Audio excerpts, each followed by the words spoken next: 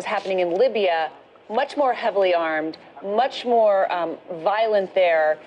People killed, many people killed in that particular attack. Do you think they're both sparked by this film, or do you think there's something else going on here? It was also the anniversary of 9/11.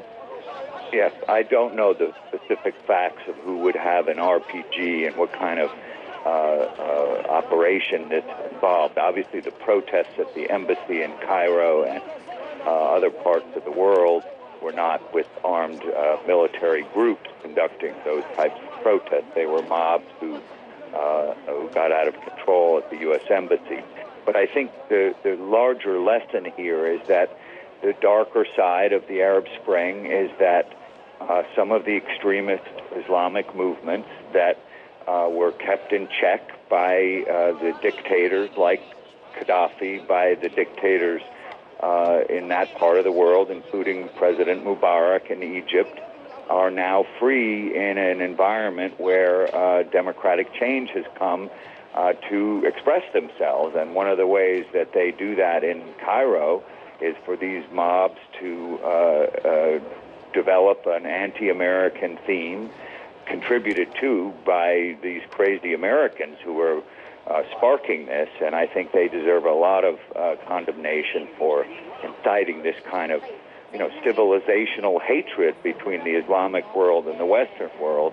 But nevertheless, these mobs are now freer in an environment where you don't have a dictator in Egypt, don't have a dictator in Libya, to pursue their agenda with climbing the walls of the U.S. Embassy and, I suspect, committing terrible violence if they could get their hands on an ambassador. Obviously, an RPG attack is something very different, and we'll have to wait for the facts to find out precisely who is responsible.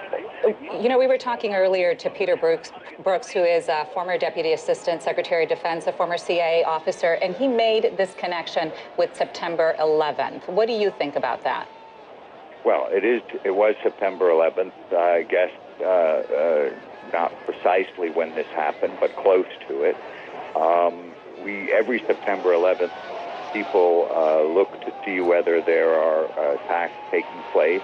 An assassination of an American ambassador, if planned, it sounds to me as possible that they were staking out the U.S. ambassador, and they had the kind of, advanced military equipment, such as it is an RPG, a rocket-propelled grenade, that could conduct such an assassination. So it's certainly possible that this is a small local Al-Qaeda group that is looking to try to, get attention for itself by linking itself to 9/11 and attacking a prominent American target. That's certainly possible. Jamie, did you know Ambassador Stevens? He certainly has. I did not know him well. He was of a younger group. I knew him as a younger man, but not well.